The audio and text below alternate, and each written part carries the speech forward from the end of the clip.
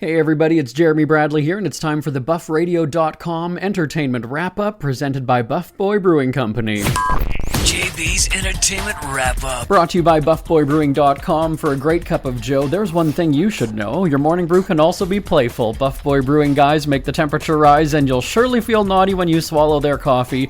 Shop Buff Boy Brewing's premium collections of coffee and tea at BuffBoyBrewing.com. Buff Boy Brewing, you can't get enough buff.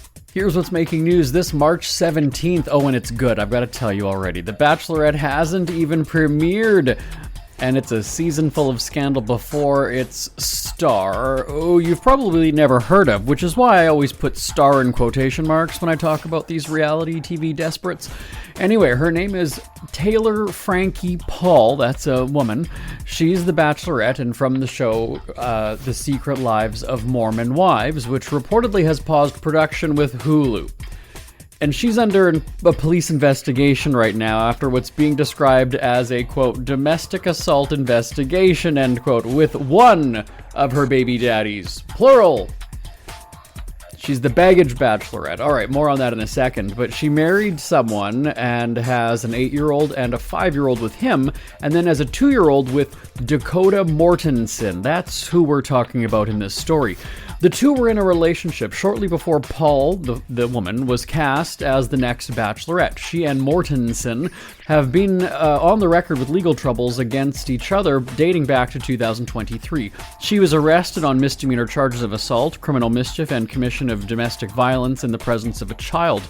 Police reported that during an incident, Paul threw objects at Mortensen, including her phone, a wooden playset, and metal bar stools. But wait, there's more! There's a report that a metal bar stool hit her 5-year-old daughter in the head. So let's just stop there, okay? Interesting that if male contestants on Bachelorette had any sort of a record like that, there's no way they'd be put on the show to compete for the quote-unquote star. Never. Actually, wasn't there even a scandal a few seasons ago when a guy had, a questionable past, and then casting and background checks were called into question? Here we've got the quote-unquote female star with a rap sheet, and audiences are supposed to welcome her failed marriage and potential child abuse if they're witnessing mom smacking around her man. Okay, let's get back to the focus of the story. After that list of charges, Paul entered a plea of abeyance. They're telling me ease up on the sass today. All right, well, I didn't write the script. I'm just going on what you guys give me here. She entered a plea of abeyance to the aggravated assault charge while the other criminal charges were dropped. The aggravated assault charge will reportedly remain for 3 years until she meets the conditions of her guilty plea. In the latest call to the authorities, local police in northern Utah confirmed there's an investigation about the two exes who are both making accusations against each other. Law enforcement confirmed they were in touch with both in late February. That's where the details kind of stopped. According to the statement, quote, without an immediate impact to public safety, it is the practice of the department not to release details related to active investigations, end quote. So, let's get back to that desperate Mormon housewives show for a second. I mentioned they've shut down filming. A source told People magazine, quote, Taylor has some pretty serious stuff happening regarding her past, and they will see what happens.